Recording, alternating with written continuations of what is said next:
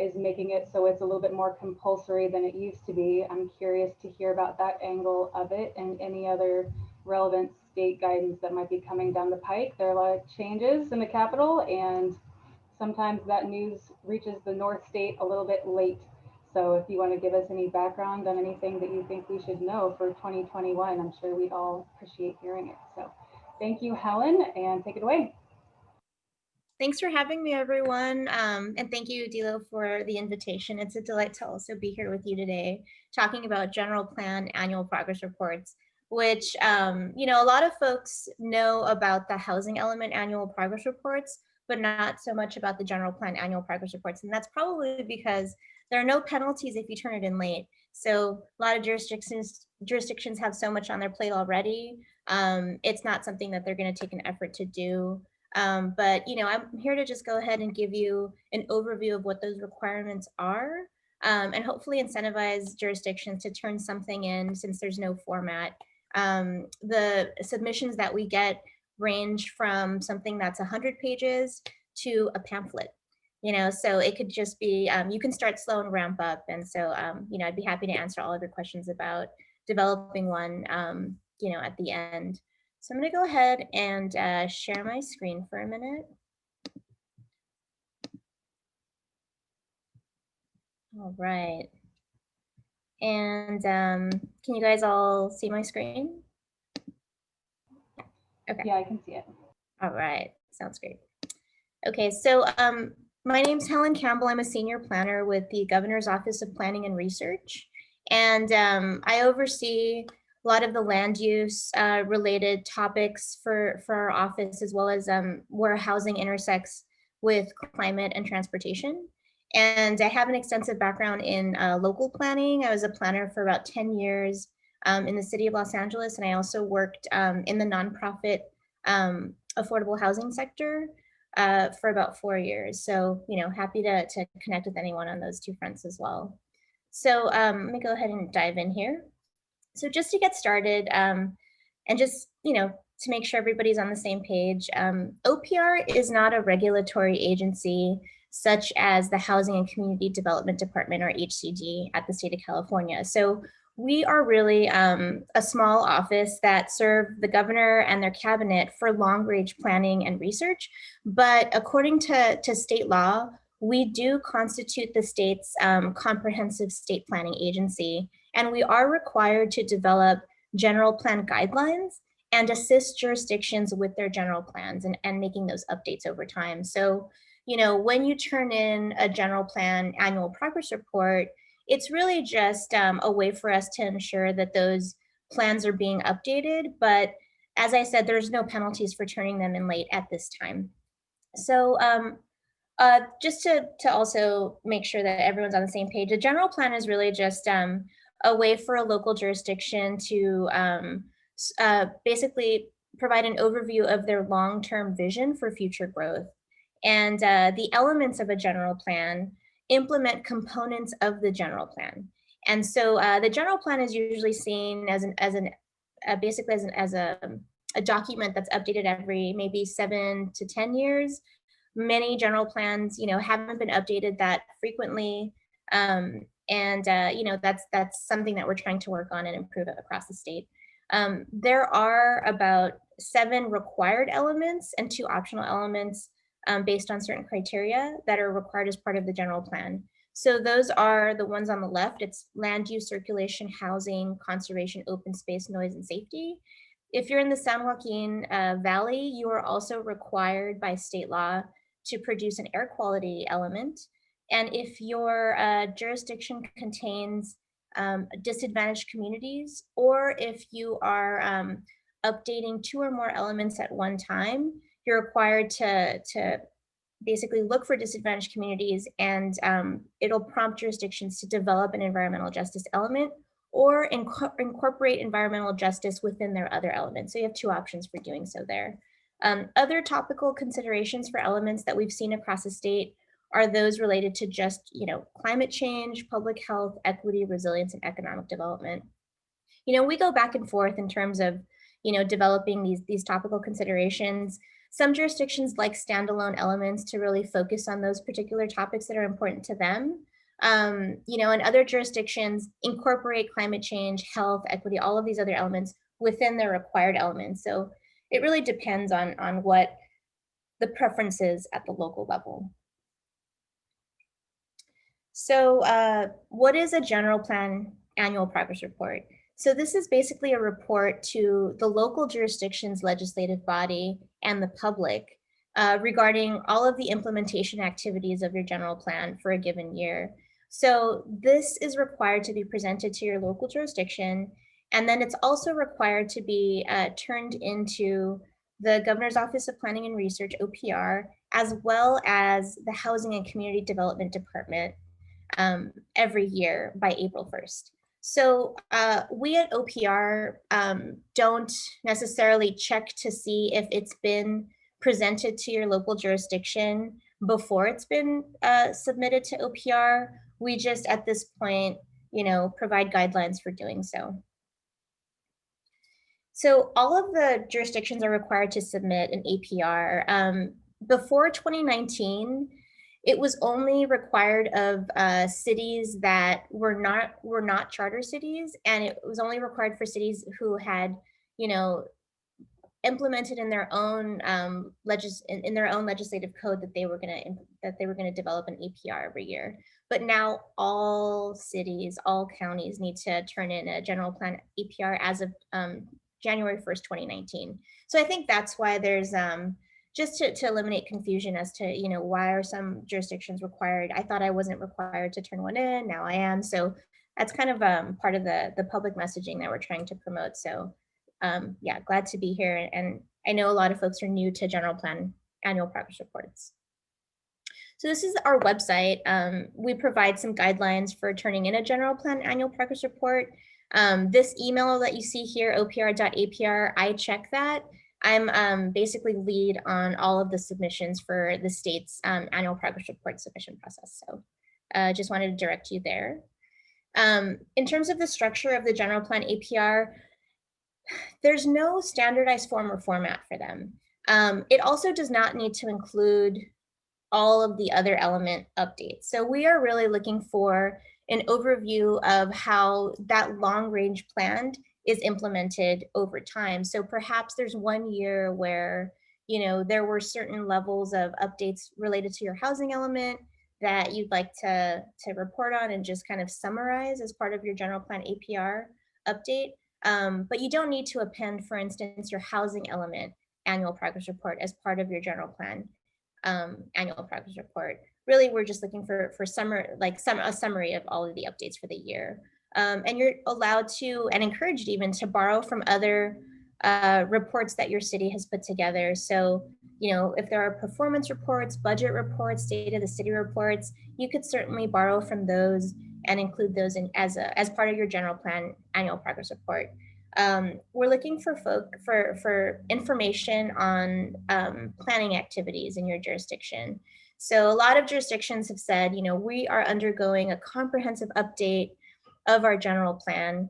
We don't want to, you know, submit an annual progress report this year because we're undergoing an update. Well, I think you could certainly just include an annual progress report that states you are creating you are undergoing a comprehensive update for your general plan, and you could talk about that.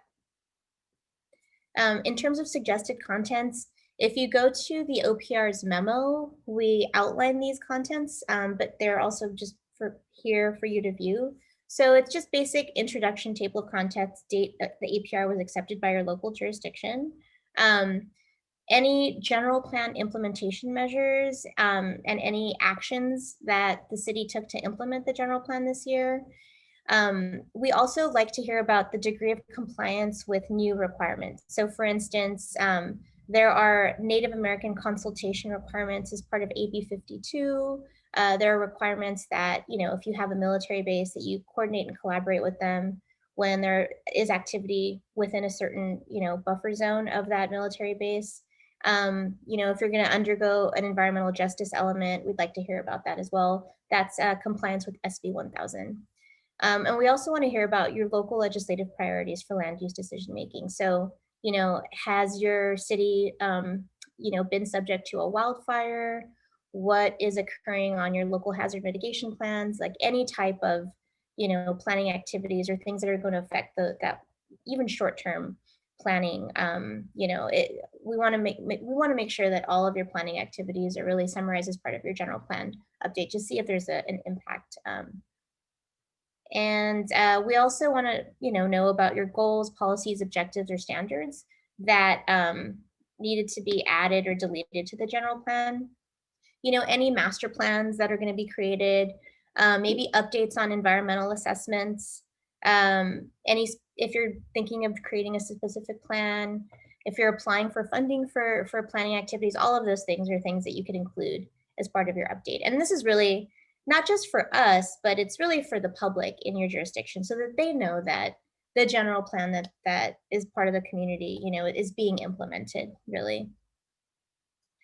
In terms of additional content, you could also include any intergovernmental coordination efforts.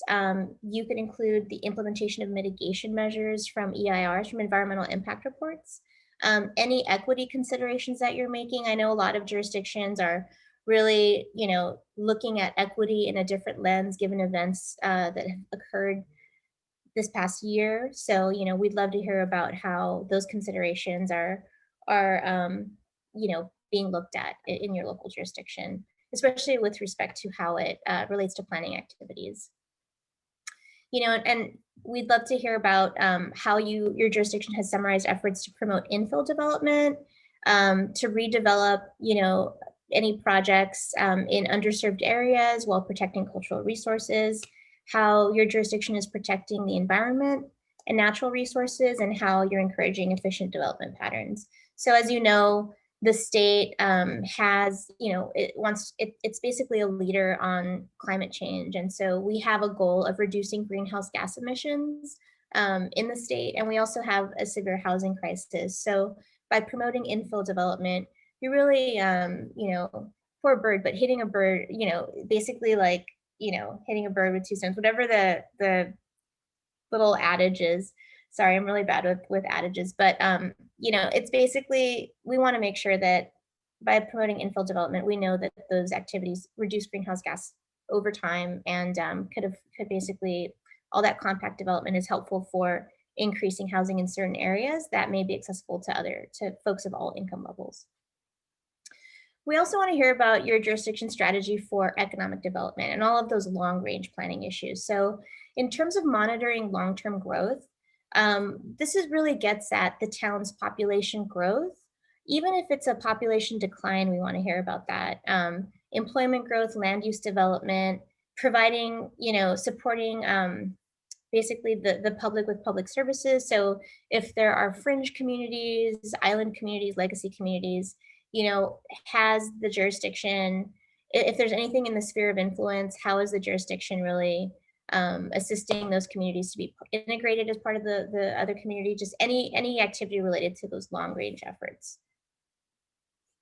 And any other actions related to general plan implementation. So other ideas are, outlining your department goals, objectives, and activities as they relate to land use planning, performing regional or sub-regional outlooks of population growth, as I discussed earlier, the previous slide.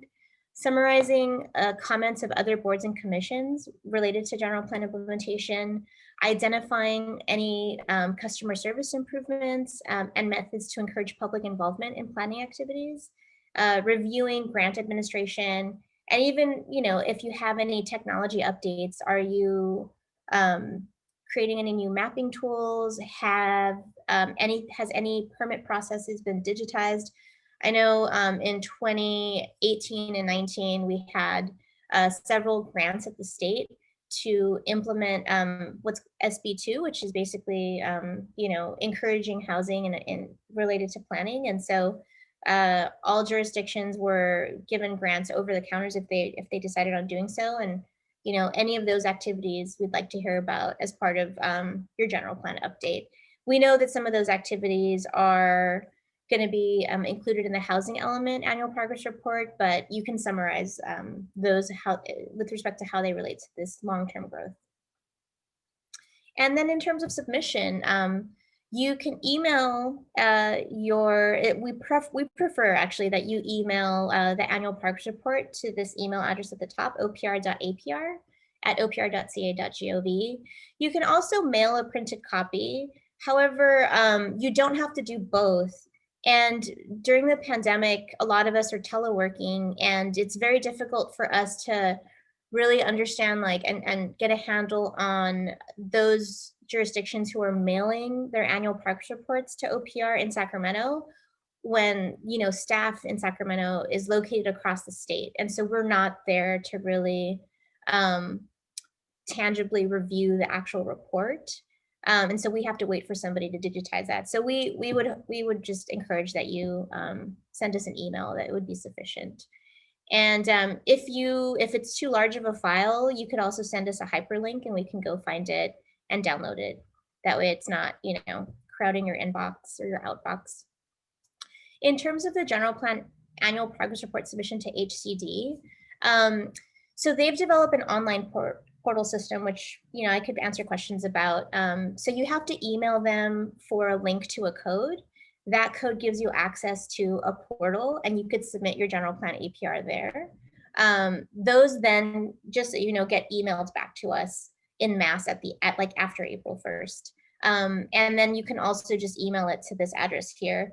Really though, at this point, well, we could discuss a few things after the call, but after the presentation, but I think that it's important that you get your annual progress report to OPR primarily at this point.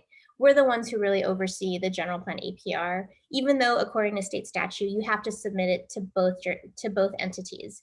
And I know that's a little bit redundant. In the future, that might change. We might coordinate with HCD more and perhaps use their portals and their dashboards and systems that they're developing to really start tracking the general plan APRs. So these are just, this is a checklist of the differences between the general plan and the housing element annual progress report. So the general plan APR can be either calendar or fiscal year, right? But the housing element APR needs to be only a calendar year update. There's no standardized format for the general plan APR, and the housing element APR has been changed in a drastic way the past few years to make it more streamlined according to these different statutes here. So there's a lot of data requirements that I encourage you to look into. All jurisdictions are required to submit both elements, both annual progress reports to both entities every year by April 1st. For the general plan, you can email them or mail them. For the housing element, they have to be emailed or submitted via the portal, so only electronic. And then these are the websites for the links to both of those kind of details on submission. This is the Housing and Community Development Department's page on annual progress reports. So it kind of gives you an overview of what's required for the housing element APR. And I just wanted to announce that the HCD is developing an APR data dashboard. So this is primarily focused on housing element annual progress report statistics. So all of those Excel tables, all of that data is being visualized in a dashboard so that all jurisdictions and the public kind of see the progress on how cities have been planning for housing. But we've been working with HCD, and potentially and most likely you will be able to see what jurisdictions have submitted a general plan APR via this dashboard. So at the moment, we have a pretty low rate for general plan APRs. It's about 19% across the state. And we're hoping to get those numbers up, especially, after 2019, now that all jurisdictions are required to do so, we're hoping to boost that rate up. And as I stated before, there's no penalties for submitting something late. In 2020, OPR asked jurisdictions if there would be a late submission due to COVID, and we found that about 10% of jurisdictions said that they could not submit an APR due to COVID related reasons. This is apart from the 19%. And we're probably going to ask the same thing for 2021. And this is just for informational purposes. We're not doing anything with that data at the moment, other than perhaps outreaching to these jurisdictions to see if they need additional help or guidance to turn something in later. And so the only, I guess, minor thing to be aware of, and we've never pursued this, is that OPR officially is tasked with notifying a city or a county if your general plan hasn't been revised or updated really within 8 years. So a general plan needs to be implemented. If it just sits on the shelf and never gets implemented for 8 years straight, OPR technically has a duty to report that jurisdiction to the Attorney General. And if they haven't revised it for 10 years, I think the Attorney General could take action. That's never happened before. So, you know, but if people ask, I say, you know, there's a potential for doing so, but that hasn't scared anyone yet. So just wanted to open up to questions from everyone. And this is my email address if you have any questions later. I'm going to go ahead and stop sharing my screen. I have a kind of preliminary question, and I think Bob is going to manage the Q&A, but I was hoping you could give us a little bit more background on, you know, why now? Why is this now becoming compulsory? What did the legislature want out of it, and what is OPR going to get out of it? How are you going to crunch this data, if at all? What are you looking for? Like, what's most important for us to submit to you? That's a really good question, Della. So I think that there has been, because of the housing crisis at the state level, there was this effort to make the housing element requirements have a little bit more teeth at the state level. So, you know, in the past, jurisdictions were required to update their housing elements, they're still required to undergo a very, you know, extensive planning process and submit, you know, this paperwork to the state. And the state really couldn't do anything if jurisdictions were not meeting those their own requirements. And so all of that changed in 2017 with the state housing package. And that's really when the state gave HCD jurisdiction to refer any jurisdiction who is not complying with their own housing element to the Attorney General.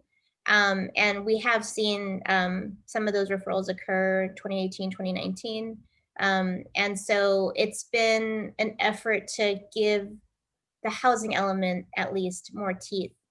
As you can see, the general plan doesn't have any teeth at this point. The general plan APR, you know, we understand that jurisdictions are at capacity and don't often have the funding to make those updates, but we do want to make folks aware of the annual progress report requirements. One of the other things that has changed in the past few years is that, you know, the state wants to see jurisdictions basically comply with their housing element. And so in order to apply for state funding for housing programs, it's often a minimum threshold for jurisdictions to have submitted their housing element annual progress report in order to qualify for funding. So at the moment, there is no state funding application that requires the submission of the general plan APR to be required, but that could change in the future. There's nothing, you know, across my desk at the moment that says it's going to happen this year, but you know, it could easily change if there was attention to it. So I think it's just good that this is really a way for the public to, for the city to be transparent to the public about how it's implementing its general plan. You know, it's like we said, we're not a regulatory agency, but it's really a way for a jurisdiction to engage with their own local community, and that's the most important piece, to make government transparent and to serve the people. Good question. Can you clarify? So OPR also puts out a planning survey every year. I guess we just had a deadline of Friday on that. How do the two differ and how do they dovetail together? Yes, so the annual planning survey is completely voluntary as well. We have about, you know, it varies from year to year, but when we have a good return rate, it's about 60% of jurisdictions who are submitting responses. And it's a way for OPR and really the state to track, you know, the implementation of various elements and to kind of also understand where jurisdictions need technical assistance in terms of developing certain elements or complying with certain laws, right? It's a way for us to really figure out, you know, what are folks struggling with? What are they requesting help with? What are they interested in? And so it helps us really communicate and get a feel for local jurisdictions. it's not a requirement that jurisdictions submit this general, the annual planning survey. It's not it's not in statute. It's just something that it's a way for us to reach out to local jurisdictions. There has been talk about perhaps, if the general plan were to develop a more standardized format, perhaps integrating some of the questions within the annual planning survey into the general plan as part of requirements. But at this point, we understand, jurisdictions are strapped. I think there's a big push to really, comply with all of the housing element laws and those progress reports. And so I don't think it would, we're going to require that there's the standardized format to the general plans like anytime soon. But it could happen in the future. And the planning survey doesn't replace the APR requirement. I mean, it asks you when you last, what's the current date and when do you plan on updating? Exactly. So like I said, there's only about 19% of jurisdictions that return the annual progress report, but there's about a 63% response rate for the annual planning survey. So sometimes we get a better sense of who's updating their general plan from the survey rather than the annual progress reports. Great. We do have a couple audience questions. One was, does a new requirement regarding density bonus only apply to those applied for and granted in the previous or the reporting year? I'm not 100% sure on that, because that is a question for the housing element annual progress report. So, in terms of the density bonus reporting requirements, I would refer folks back to the HCD website for that most current information. Good. Another question is, if a jurisdiction is in the middle of a general plan update and limited information has been supplied within the general plan APRs in the past, can you discuss best practices or what OPR is looking for related to providing more robust APRs in the future? Yeah, that's a very good question. So if you're in the middle of an update, I think some of the things that we would be, really interested in hearing about is how the jurisdiction is going to respond to perhaps reducing greenhouse gas emissions in order to comply with our state goals, addressing the housing crisis. We're also interested in hearing about, how the jurisdiction plans to address any new laws that have, been created since the last update. So, compliance with that Native American reporting, tribal consultation requirements, stuff like that. We also, we understand that wildfires are a huge issue, obviously. So if the jurisdiction is thinking about making any recommendations and updates to perhaps a safety element or integrating safety concerns with respect to wildfire throughout the general plan, we'd like to hear about that as well, just to be able to monitor and ensure that jurisdictions are prepared for emergencies in the future, especially related to climate change. Great. And then another question is, where is the state HCD OPR at with establishing the pro-housing designation for cities and counties? And instead of the potential for penalties, could the state align the pro-housing designation incentives for achieving that designation with increasing requirements related to housing elements in general plan APRs? Yeah, that's a very good question. So HCD is leading that effort. We've been involved in certain talks with HCD with respect to the pro-housing designation. I think it's still currently being developed. They're establishing different sets of criteria for basically awarding points to local jurisdictions for complying with pro-housing. The idea is to incentivize jurisdictions to adopt pro-housing related policies. And so I think that there was a deadline to really implement pro-housing designation, I think like in earnest in 2020, but due to the pandemic, a lot of things have been placed on not the back burner, but there's just so much work and other effort that the state rather needs to address as a result. And so I feel like all of those deadlines for the pro-housing designation have been pushed back a little bit.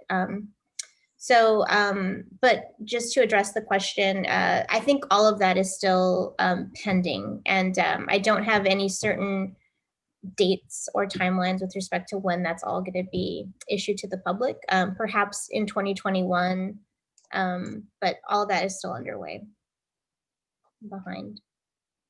Stephen, you have your hand raised. Yeah, I have a question. You've mentioned a number of times that things are not required, or they're required, but there's no penalties, recognizing that for jurisdictions are strapped and so forth. Can you give us an idea of about how long a report might be from a small jurisdiction? Are we talking about 50 pages, 100 pages, 10 pages? How much time estimate is there in actually producing a report? And for jurisdictions, is there any type of funding opportunity to help with this type of activity, particularly if it becomes more required with penalties?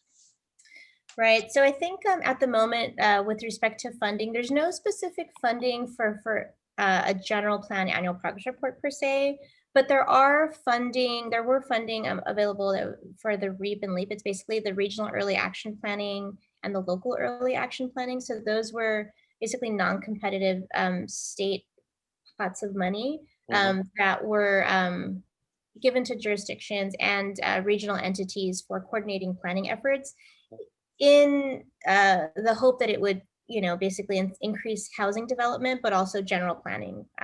So feasibly, like a jurisdiction could take money from there to really develop guidelines, or perhaps start maybe a template for an APR update or a report. That might be one way to really just kickstart things. But in terms of how much time does it take, or how long does it take, I don't want to give you the standard, like it all depends on the jurisdiction, but I think that when you go through the memo and all of the requirements, we don't want it to be onerous. And we also understand that it could evolve over time. And so I would say if you're just getting started, put as much effort as you can into developing a report. Just do the best you can. And I think that other ideas would probably spring to mind when you're looking at all of the requirements. Some other ways of making sure that things are incorporated is just to do a scan for other reports. So if you have like a state of the city report, an annual budget report, oftentimes you could probably copy paste from those types of reports and figure out, this kind of relates to our long-term growth. Let me go ahead and include it. And before you know it, you might have something really long. You thought you were gonna, just have a pamphlet, and all of a sudden there's like a packet, right, of information. So I would say, do what you can. And it's like for me, like when we used to go to the gym, I was like, oh, I don't want to go to the gym. Maybe if I only go for like 20 minutes, and then I'll stay for an hour, and it's like, oh, look, I stayed. So it's maybe like a similar And thing. did you say that there are copies of other cities and jurisdictions reports online to look at? We don't have other jurisdictions reports online yet, but I can send you something. I could send the group some examples of That'd be helpful. local jurisdictions. Yeah. Could you also send the memo at the same time? I think I found the correct one online, but I want to make sure that it's the correct document. Sure, absolutely. Thank you. All right, we don't have any other questions in the queue. Dilo, any other questions you might have on this? I don't think so. Yeah, if you could just make sure we're sending out the correct memo to everyone, I think that will be really helpful. So what would be the best way of distributing that? That was one of the questions that just came in about if it's sent to Dilo, then how are we? I guess we could send it to the attendees. I think we've done that in the past, right, Bob? If we send out the link to the recording, maybe we could attach it or link it. Is that possible? Okay, I will take that upon me if Helen wants to send that to. Yeah, you can just send it to me and I'll forward it to Bob. Okay. That sounds good. And I'll be sure to send examples of a county and then a city APR for folks that are representing counties. They are a little different. And I have a question, Helen. Have you had any articles in the Northern News for APA about this subject? You mean have I had any articles or Has, read any has articles? anybody written an article about about the reporting and so forth? I don't think so. I haven't. But you could be the first. I'd be happy to collaborate. Sure. I'll put some Mhm. ideas together and send it to you for editing, and we can send it in. Sure. Yeah, Great. that sounds like a good idea. Thanks. This is like, you know, like you give a mouse a cookie thing. Like I reach out to you for specific plans and all of a sudden you're writing newsletter articles. I know. Sorry. But I think if it gets folks aware of the requirements and, comfortable with submitting these reports, I think it's all worth it. And it's for the local jurisdiction mostly, but I think there's so much interest in planning these days because of all of these topics of how we're, all of these global emergencies, all of these local emergencies. So I feel like there's a renewed interest in planning in general. And I think, as folks stick around, once those reports come online for the local jurisdiction, you might be surprised about, the public wanting to read through them and ask more questions and become more engaged. So, that's really the effort. That's the spirit of the reports, and why we require them and why the state requires them. Oh, go ahead, Stephen. I think too, the other thing that you mentioned earlier on was that you don't want general plans to sit on the shelf and Right. collect dust, which has been really a standard for a long time with a lot of places. And I think that more than ever, if we're going to the trouble of setting up objectives and programs to improve the community, having a little bit of an incentive to make sure that that is looked at on an annual basis, I Right. think is important. It's how we make progress. It's how we make improvements to the communities and so forth. And I think that that's a good thing. And as you have changing city councils with different priorities, being able to make sure that you've got a plan that is consistent across the board for those different groups of people that come in, so that we have some consistency and forward movement. That's Thanks. exactly right, Stephen. Yeah. And, a lot of jurisdictions don't have a communications budget. I feel like local government are really bad promoters of themselves.